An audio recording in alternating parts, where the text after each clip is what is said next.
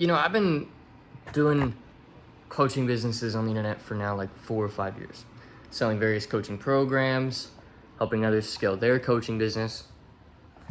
And I've seen a pattern erupt across many different instances of many different business owners.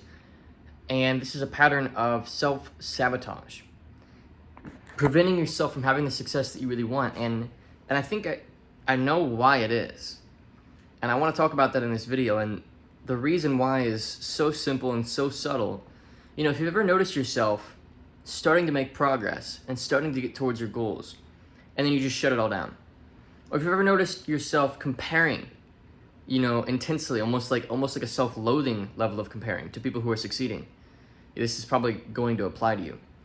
Or if you are surrounded by people who are succeeding, you have every reason to succeed, but it's just not happening. This is probably going to apply to you. So this is a super short and sweet video. You guys know how this channel is. If you want my help, the link's in the description. You can book a call with us and we can help you grow your coaching business. But I want this to be a valuable channel, whether you decide to take the next step with us or not.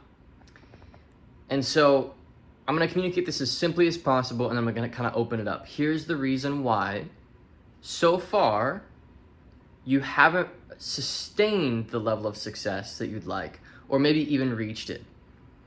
If you know everything you've got to do, if you have a lot of head knowledge and a lot of understanding, and I can really relate to this. I was this guy where I knew a lot. I'd bought all the programs. I had a bunch of head knowledge, and yet I was stuck. Here's why. So in order to explain it, I have to kind of go back a little bit in history and reference somebody named Carl Jung. So Carl Jung he pioneered modern psychology as we know it, basically. And he wasn't blind to the spiritual realities of mankind. It wasn't like, he just talked purely about brain chemicals and stuff, which modern psychology has kind of devolved into being so materialist. Your brain is just chemicals, basically. And that's not true at all. There's a lot more to the brain than it being just chemicals. And so he talked about this idea of multiple people living in a person at one time. You've got these voices in your head, and if you just stop to listen, they're there. You've got these voices, and they say things. Maybe they bring up things that other people have said, or they say things about you to you throughout the day. And these voices aren't just like there for no reason. There's things that these voices want. So there's things that these voices want. There's things that these other alternate personalities within you really want. And these are often really good things to want too. Like, for example, I have this voice that comes up that just says, dude, just stop. Why are you trying so hard? Relax, slow down. And when I just say, okay, I'd love to listen to that, and I just listen to it and I let it go all the way through, honestly, that part of me just needs quality time with people that I love. And it's been ignored, right? But I listen to it and I let it go there. So then a part of my life design becomes, how do I build into the success that I want, also having quality time with people I love? Because I can feel in my heart that is a need that isn't getting met. So there's a person in me, there's a part of me that has a need that isn't getting met. And so my body, my brain is creating narratives to get a need met. So what does this mean? Well, you've got these different pieces of you. Carl Jung talks about this idea of multiple personalities. And by the way, multiple personality disorder, really bipolar disorder, is a byproduct often of two needs going extremely unmet and pulling somebody apart over time. Now, this is not a clinical opinion. This is just my own research, okay?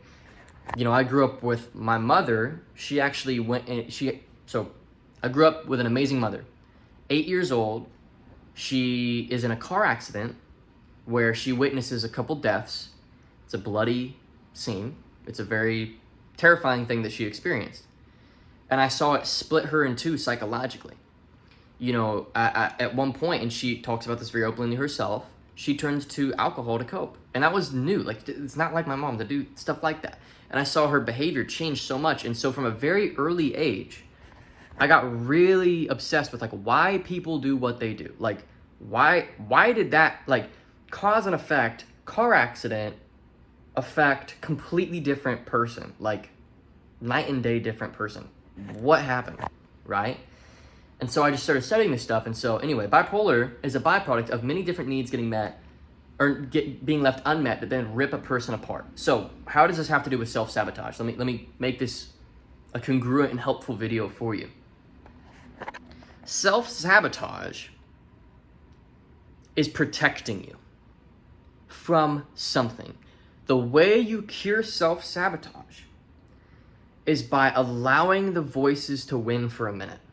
I know that sounds crazy, but just listen to them. What are you not allowing yourself to do? And just be honest. Often it's that first visceral gut thing that comes up. Like, you know what? I'm not taking care of my body. My body, it needs more water. Or it could be a spiritual need. I haven't grown intellectually in 3 years. I've been in this rut, this loop, right? Or it can be a relationship that needs healing in your life that's important. Or it can be somebody in your past who you're at odds with and you need to heal that relationship. You know, self-sabotage is not you being lazy. It's not. I don't think people are lazy. I think people optimize for the ends that they, at their absolute core, want. And that core, between your conscious thoughts and that core of what you actually want, which, by the way, every human gets what that core of them actually says that it wants. Every human gets it. What you want at your core, you get. Beneath your conscious thoughts and that core are layers and layers and layers and layers of self. And the way you break down these layers is have the conversation with yourself. Slow down. Stop running at 90 miles an hour all the time and slow down. What's going on? Why can't I sustain this success? What need, this is the question, what need is my soul, my spirit, my body, or my mind trying to get met that I'm not allowing to get met because I'm chasing something? Let me tell you what, chasing something as an unwhole version of yourself versus attracting something having become whole.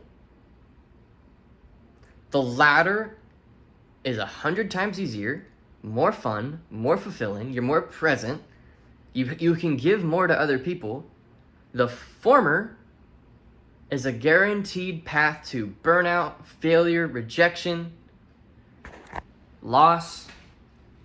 So the challenge that I want to lay on you is, if you want to rid yourself of self-sabotage, you don't rid yourself of self-sabotage by brute force. You don't rid yourself of self-sabotage with mental hypnosis. I think that is, that's a dangerous solution in my opinion. The whole hypnosis thing is dangerous because you're just basically just turning off parts of yourself, really. That's what that can often be. But I know that that's like split opinions and stuff. I'm getting into realms that I haven't explored myself, so I'm not going to have any strong opinions on that.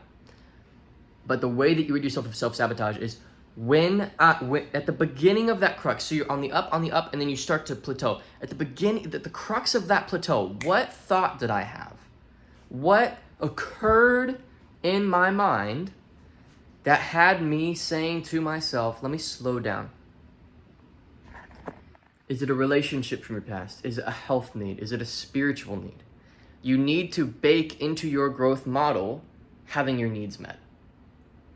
Myself, I was scared of going further into business. This is back in maybe 2021. I was scared of going further into it because I didn't want to lose I always say I didn't want to lose myself to this. That's what I would say to myself. But when I unpacked it, what it really meant was, I know that at a deep level, I want a family. I want a family. I want a marriage. I want a child or children. I want a family. And if I just go balls to the wall with this business thing, I personally felt like I'd be sacrificing something that I really wanted at this stage. So I'm 24 now. So I slowed down, got married, started a family, and guess what? It's so much easier for me to show up at my work now because I wanted that thing, because I was honest with myself. And A part of the problem is people can't be honest with themselves because they're looking at the way that others live. They see, oh, that's probably the right way to live. They look happy. That must be what I want too. But no, this is the danger of social media. This is the danger of living in a world where people are constantly projecting the best version of themselves to you, often to sell you something. The problem becomes you don't even know what you want anymore. And so those voices inside of you, those needs that you have that need to be met because you're human, are going unmet. And you're building up a form of debt that you don't even understand. You don't understand why you can't do it. You know what you have to do, so why don't you do it? The answer is you have needs that have been unmet for too long. Take some time, and this is going to sound so counter the entrepreneurial space. Take some time.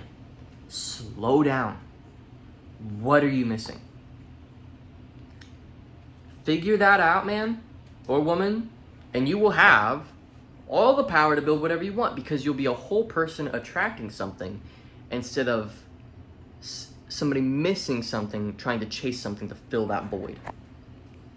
The success of your business, the success of whatever you do, being a void filler guarantees that that vacuum will collapse at some point. Does that make sense? When you create a void, there's a vacuum there, and vacuums inevitably collapse. There's no such thing as a vacuum that exists forever. Even our universe, right? You know, physicists all agree that at some point the universe is going to collapse because it's a vacuum. You put a air bubble underwater, it's a vacuum, it collapses. And it actually collapses so intensely that it creates light, which is really interesting. And scientists don't even know why. It's a bit of a tangent, but I think that's really interesting.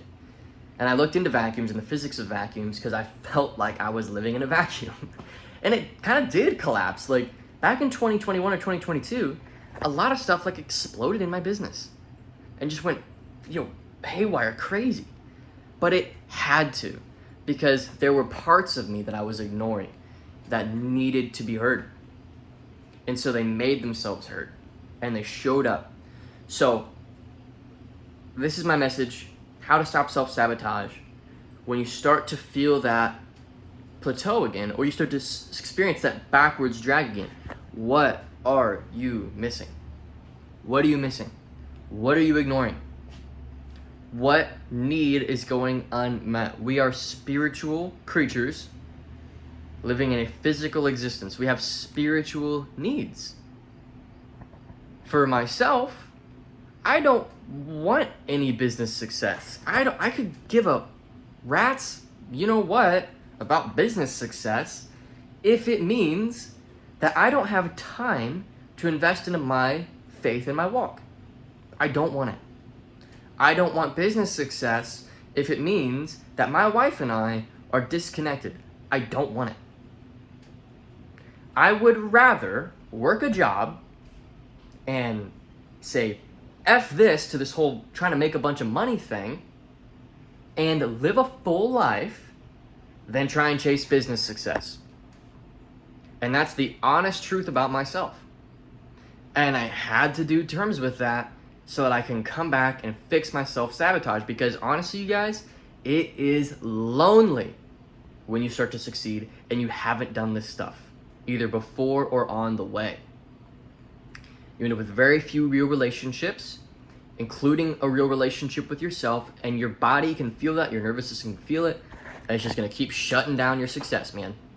It's just gonna keep you stuck. So that self-sabotage isn't actually self-sabotage. That's the wrong thing to call it. The self-sabotage is a self-protection mechanism that's keeping you safe because there's something that you need to tend to. So go and tend to it, take care of it.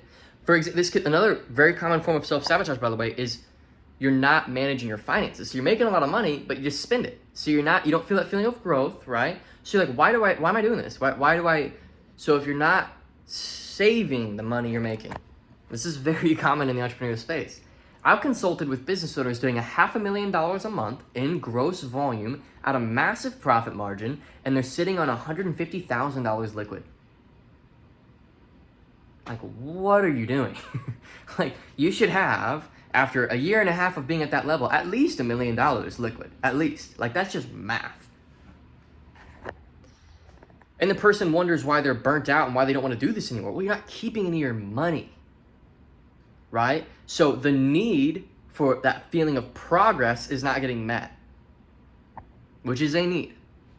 You can look up Maslow's hierarchy of needs, and if you just take a look at that need list, that hierarchy, where on there is a need not getting met? If there's somewhere on that need list, and there's other need hierarchies and need frameworks, but Maslow's is the most popular, it's commonly accepted, so that's the one that I'll go with.